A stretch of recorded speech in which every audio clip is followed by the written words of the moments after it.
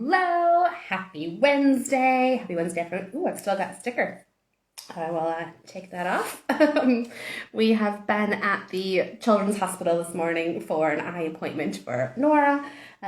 We all got showered in stickers, so apparently a few of mine made it home. It's been a busy morning with that. To be honest, I'm feeling kind of a bit lower energy, so this might be a shorter one today. I know I say that sometimes and rarely achieve it, but I'm just not feeling particularly talkative. I think it's the combination of a bit of heartbreak, which I will tell you about. I know I hinted at it, and I hate when people hint at things, and I don't usually do that, but went through a breakup this week, so I'm still feeling the heartbreak from that. Today is day 2 of my period, so that always sucks some energy. And then, 2.5 hours at the hospital. And normally I only bring Nora, but today I had Evie with me too. So keeping both of them, happy and quiet and doing what they're supposed to do, and all of that it just takes a lot of energy. And as soon as I am done with this, then I'm going to pick them up again. So the teachers are on strike in England today, and some schools are closed, but not all. Depends on how many of the teachers are in that specific union, but our school is closed. So my co-parent's partner and I have been juggling the girls today, which just want to give a huge shout out and props to her for that, because we've worked really well together today. She is also self-employed, and we worked out like when we both had clients and when we could have the girls, and we've just shuffled them between us, and it's been a great example of co-parenting goals today. The appointment lasted longer. We had to do a whole bunch today. It wasn't just the normal checkup, it was the annual one. So it went longer, and so I didn't have much time. I'm not sure. I didn't plan to ramble all of that. That's just where I am today. So all of that to say that, my energy is quite used up on a bunch of that stuff. So this one will be a bit less probably, although I am drinking fizz sticks. So rather than tea break today, it's a fizz stick chat today, which is I haven't posted about them in ages, so you might not know about them, but they're an energy boost, which rather than it being caffeine based where you get the crash at the end, there is some green tea caffeine, but you get nutrients too, and it's better. It's not a sales pitch for that either. Sorry, I'm rambly today. Okay, so what did I actually intend to talk to you about today is a good question. Man, if I did this every week, none of you would listen, would you? Or maybe you would, just to hear whatever rambling nonsense was coming out of my mouth. Luckily, I'm usually a bit more focused. So today, though, I did say I was going to talk about, my latest heartbreak in the string of heartbreaks. Okay, it's not actually that many. I feel like because I don't often talk about the good stuff in my dating while it's going on in real time, because it's quite precious and sacred to me. But I do usually tell you when I'm going through a breakup, so it feels like it's all I talk about. Although I have been sharing more of this recent relationship with you, so I think you knew I was in one, whereas sometimes I come on and I'm like, I broke up with somebody that you didn't even know existed. This one, though, so, and I don't want to make this into, all of Lindsey's dating life. If you want to see that, you should go onto my website and go into the free content for the Dating After Divorce Story Hour, because that is an hour of me talking about my dating life. And so if you are here for that, go check that out. But that's not what the point of my tea break chat is, but it is, I use this part to talk about what's been going on in my life lately and what lessons have come from it and how I've dealt with things, because that's useful for hopefully all of us when you're watching. So the long and short of it is that I have been dating this guy for 2 months, and I really, really liked him, still do like him. I was sharing a bit more about some of that good stuff on here than I usually do, but it still wasn't the right thing for me. It wasn't what I wasn't getting what I needed from him. my mentor, Chelsea Page, talks about this, the intimacy pyramid. And I think I might have talked about it on here before, but I love it. It's really useful for me, as a useful visual. So in this intimacy pyramid, it starts with self as the bottom piece. So intimacy with yourself versus the foundational layer.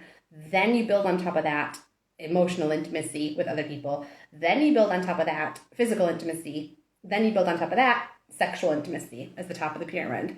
So these 4 layers: self, emotional intimacy, physical intimacy, sexual intimacy. And, it's, as we all know, pyramids build from the bottom up, and they are more solid. If you can get those, the foundational levels more solid, the whole pyramid is more stable. So that is kind of the principle of it. And this guy who I was dating, who is absolutely wonderful and incredible, and if you're like, you always say that, Lindsey, it's because I only date wonderful, incredible men. So I have standards, and everybody I date is pretty freaking awesome. It just makes the breakups a bit suckier, because it would be a lot easier to break up with guys who weren't so awesome. But so this guy who I have been seeing, he really was still working in the self layer a lot more, and couldn't connect with me in the ways that I am ready for. So this was my first time being the breaker-upper instead of the breakup-y, which people seem to think is the easier option. People are like, oh, but at least you're the one who broke up with him. And let me tell you, it's not actually any easier, or at least not in this case. This to me feels the exact same as being the breakup-y. It still sucks. And I guess maybe it's because with all the others as well, even though they broke up with me, I still knew it was the right thing. And it was like, oh, this sucks, but I understand it's for the best. Which is the same as I feel now of, it's not that you're not an amazing person. It's just that we are not connecting on the right levels right now. I've got a comment here. Hey, I've not made the question deadline, just a fun one. Looking for items to bring pleasure into the car. I begin to do more traveling with work. I have a nice air freshener, blanket. Yeah, great question, Claire. No, that's okay. I will, we'll come to that in the Q&A bit. Okay, so I know that it's for the best, because we weren't connecting on the level that we wanted to, and honestly, because at first I was like, well, this is ironic timing that, I just did this class on my dating story time, and I just launched the program about, the divorcee dating program. Hi, good morning. It's not morning here, afternoon, where we are. Where are you?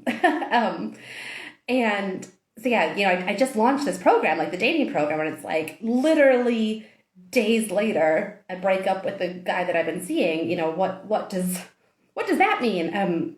But I actually don't think it's ironic timing at all. I think it's because getting all of that launched and putting it all together, and then doing that class on Friday and talking to,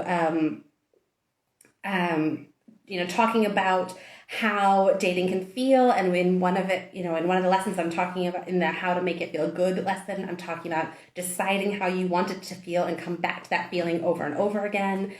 And so in all of that preparation and preparing and launching the class, it's about what are you looking for in a relationship and how do you want it to feel, and holding your standards. And that just, it pulled it all together for me of actually this relationship that I'm in isn't feeling the way I want it to feel. And it's not because he's not great. It's because he's not able to connect with me right now on the level that I want to connect with somebody on. And that's, not good or bad or right or wrong. It's just we are in different places with our openness and our connectivity.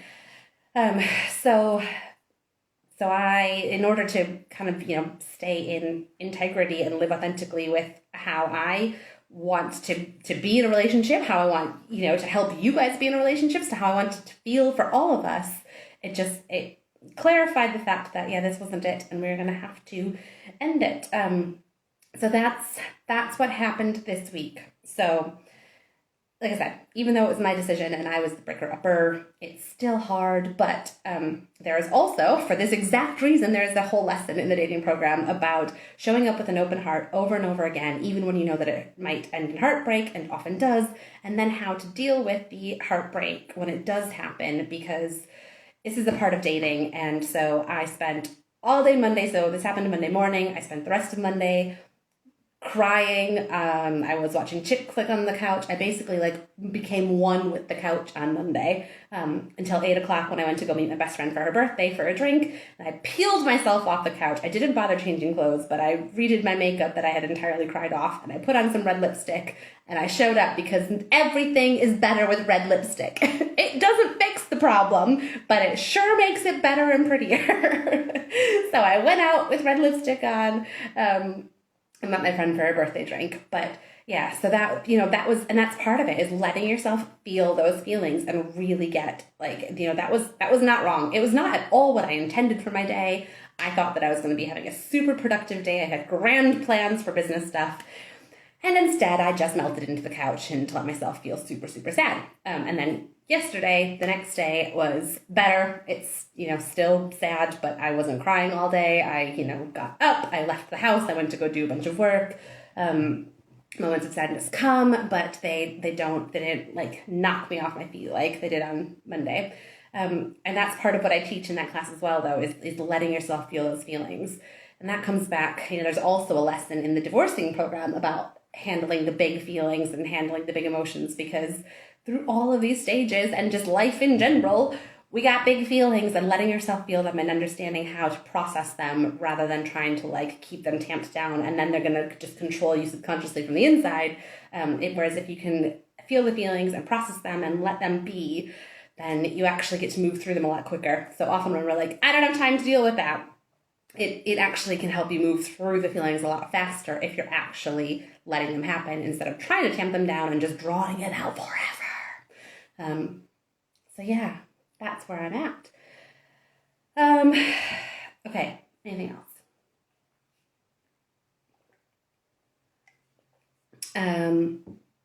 Question, you said, it's morning in Jamaica. Where am I? I'm in England. So it's 2 o'clock in the afternoon here. Okay, so I think that's probably all I wanted to say on that. I don't think you all probably want to hear much more about it anyway, do you? Let me know if you do, put it in the comments or send me a message as always. But I'm going to move on to, I've got 2 questions this week. I had one, and then I've got this other new random one from Claire, which, I had no time to think about. This will be fun. But the one that I had before was about, so it's from somebody who said that their ex has just filed the divorce papers and is just being an utter dick, basically, and is just being a complete ass to her, and how, any tips on handling that stage. And I, first of all, just want to say I'm sending you huge, huge love for that, because I know, and I know that there's been some time, like the separation isn't brand new. You've been separated for a while. In this particular case, I know this, and the divorce, but it's time for the divorce papers. But that doesn't mean that it doesn't, like, it can bring up all kinds of fresh stuff and fresh emotions. Being separated is one thing, but divorce papers can be a trigger of like, oh, this is really happening. So yeah, sending you huge love, and above all else, be kind to yourself, be compassionate to yourself, listen to yourself and your body, and really be checking in with what you need. And actually then, so when he is being an ass, and is just being awful to you, from what you can control is you and dealing with your big emotions and your reactions and your stuff. So nothing that you say or do can change what your ex is doing. So you can fight back, you can shout back, you can tell him not to do that, you can, but whatever you're saying or doing isn't going to change his stuff. He's the only one who's going to control his stuff, and you can only control your stuff. So my biggest pieces of advice on this part are, first of all, like I said, being really gentle to yourself, checking in over and over with what you need. And I mean, like, going into your body and saying, what do I need right now? Because it might be a bubble bath in warm, comfy pajamas. It might be a run. It might be, going to the gym and like punching a punching bag to get some of that out. It might be just becoming one with the couch. Whatever it is, though, check in with your body and listen to what it is that you need, and don't make it wrong. None of those answers are wrong. Even if you've barely left the couch for a week. If it gets much beyond that, just be careful. You might need to get off the couch eventually. But even if you're spending some time where you're like, I'm feeling like I just need to hibernate right now, that's okay. Don't make that wrong. Give yourself the time to really figure out what your body needs and to follow that. The next thing is, like I said, you can only focus on you and your reactions and your emotions. So let yourself feel all the emotions of the divorce. If your ex is being a total jerk right now, it's probably because he's got his big emotions going on too. And it's not your job to understand what his emotions are or where they're coming from or to try and fix them or to do anything with his emotions. If he is lashing out at you because his emotions are on high alert, that's his problem. Your job is to deal with your emotions and get yourself in as an emotionally regulated place as you possibly can. So to do that, you feel your emotions, you journal them out, you talk to your mom or your best friend or your sister or your coach or your therapist, and you process your emotions. Like I said, the divorce papers can bring up some stuff. So work through that stuff, feel the emotions, journal it out, talk it out, but don't try and hide them. You process all of your emotions and you will be in a much more emotionally regulated place. And then when your ex is coming at you with his stuff, it's not yours to try and deal with, and you'll be able to deflect it much easier. And then the third big piece of advice here is setting your boundaries and being really clear on the boundaries. So I've talked about this before, where boundaries are things that you will accept or not accept, and it's all about your behavior. So a boundary is not saying, hey, jerkface ex, don't talk to me like that anymore. That's not a boundary. That's telling them what to do, and they may or may not listen. But what a boundary is you say, hey, ex, if you speak to me that way, if you start calling me names, I'm going to end the phone call, and you can call again when you're ready to talk without calling me names. And then when they start calling you names or whatever it is you set as your boundary, you hang up. You do the thing you said you were going to do. You enforce the boundary. So you always go back to, here's the behavior that I will or will not tolerate. Here's what I'm going to do if you do that. And then you follow through on that action. So this is going to be really important. So when it's, again, I don't know how he's being a jerk face to you, but if it's on email or if it's on a phone call, email's harder. Well, not harder, but in terms of if he's being a jerk about email, you get to still decide your reaction, and you can say, I'm not gonna, you don't engage with the jerk face bits. You just do the logistical stuff that needs to happen. But if it's on the phone or if it's at handover time, and if it is at handover time, if it's in front of your daughter or your kids, then you can say, listen, if you talk to me like that in front of the kids again, we're gonna have to come up with a different handover arrangement. I'm not going to have those conversations in front of the kids. And you set those boundaries, and then you change your behavior as a result of that. So it's a big emotional time, and I know it can be really tricky. And like I said at the very start, I'm sending you so much love for all of this, but you can absolutely do this and get through this. And I hope that was helpful. And for anybody else, for the question asker, or for anybody else, if you've got more on that, then send me a message. You can put it in the comments if you want, but if you want to keep it private, send me a message and we can absolutely talk about it some more. Okay, final one. Turns out once I start chatting, I get chattier, don't I? I said, I'm not really feeling it today, and now I'm like, it's actually probably the fizz stick kicking in.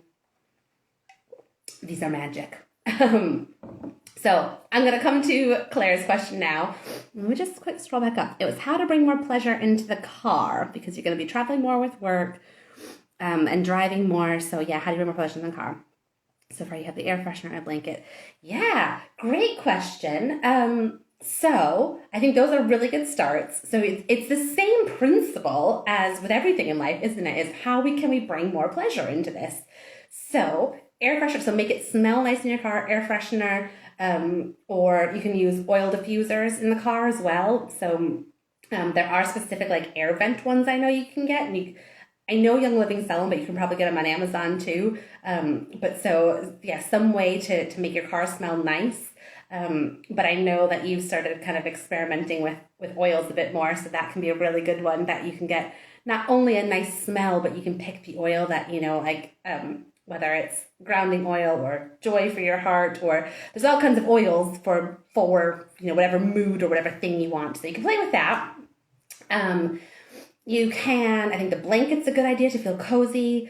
And then you can, what else? How could you bring more pleasure in? So that's the smell. If it's physical comfort, make sure that you are physically comfortable. So make sure your seat's in the right position. You can get a cushion for behind your back or under your bum, or, make your seat comfortable, because you do not want to be doing these long drives if you're physically uncomfortable. And then I would say for me, probably the final piece would be what you're listening to, and use that time to be intentional about what it is you want to listen to, and be checking in with yourself, because I know certainly for me, it changes what I want to listen to in the same way that, all of our other needs change. So rather than just automatically turning on Radio 2 or Radio 4 or whatever your kind of default is, because I think most of us have like a default, this is what I do in the car. But check in and say, what is it that I want to listen to today? Maybe it's music radio of some sort. Maybe it's talk radio. Maybe it's a podcast that you love. Maybe it's an educational podcast. Maybe it's a lesson from a coach. Maybe it's and as I said, educational podcast. Maybe it's just an entertaining podcast. Maybe it's an audio book. And again, maybe it's a fiction audio book, or maybe it's a personal development book. There's tons of different things that you could listen to, but I know that we've talked before about how to make the most use of your time when you've got lots going on. But again, it shouldn't be I have this time, so I should listen to this thing because, I need to get that done. But really check in with what's going to feel the most fulfilling to listen to right now. So sometimes in the car, I listen to podcasts, like business podcasts, and trying to progress my business that way. Often I listen to country music radio because that's my downtime. I just want to listen to the music and have it feel good. Sometimes I do a book. But questioning, like I said, don't just get in and by default put on whatever your default is, but just question what would feel the best right now. But it might be a good use of time for like lessons from coaches and stuff like that, or podcasts, because I know that you're trying to fit some of that stuff in. So yeah, is there anything else that could make car time more pleasurable? That's what I would say. Also for me, I would have a selection of snacks, because snacks are life. So especially if you're going to be doing like lots of traveling and long car journeys, I would have a selection of like sweet and savory, and always have some options on hand, because goodness knows I don't like being hungry. I try and avoid that wherever possible. So yeah, if I think of anything else, I'll let you know. And if anybody else has any suggestions, please feel free to pop them in the comments. Anything, in fact, let's just make that a call to action here. If anybody listening to this has any other suggestions for how to make car rides on your own more pleasurable, then please put them in the comments and we can all help out. We can make this like a community one. Okay, I think that's it. Let me just check in if there's anything else I want to say.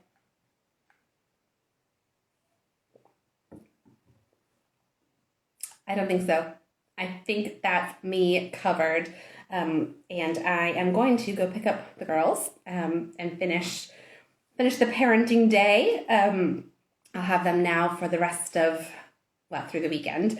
So I might be a bit quieter on my stories. It's only Wednesday. I realize that. They will be at school Thursday and Friday like normal, and then I'll have them through the weekend. But yeah, so I think that's it. I will wrap up with what I always wrap up with, which is that if anything in here, brought anything up for you, let me know if I can get my words right. So let me know in the comments or the messages if you brought anything up and you want to chat about it more. If you know anybody who you think would find this interesting, please share it with them. I will always do my little sales pitch at the end of that. I just on Friday launched the Divorcee dating program, which means that the whole suite is now complete. So for the Divorcee program, you've got the doubting phase where you're like, I don't know what to do. I'm not sure if we're going to stay together or not. Then you've got the divorcing stage where you're like, it's happening, and you are anywhere in that mess, all the way from like, we just started the process to like, it happened ages ago, but I am so not over it yet. And then you've got the dating stage where it's like, right, I'm ready to go out there and try this again. Or even if I'm not ready yet, I would like to consider being ready at some point in the future.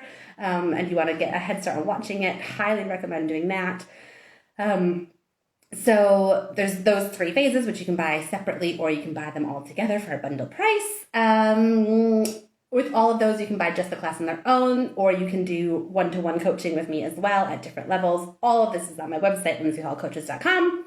Again, please share with your friends, because lots of people are going to need this and don't even know it exists. And you might not know which of your friends do need it, especially if they're in the doubting phase at the very beginning. You might not have a clue which of your friends are in that place, because I sure didn't share. Quite a lot of people don't. It's actually easier to share with a stranger than it is to share with your nearest and dearest sometimes, because all kinds of stuff can come up. So share wide and far, please. I think that's it. I think that's my pitch over with. So yeah, I'll go get my kids. You guys have a wonderful rest of your day, and I will be here again next week. Okay. Love you lots. Bye.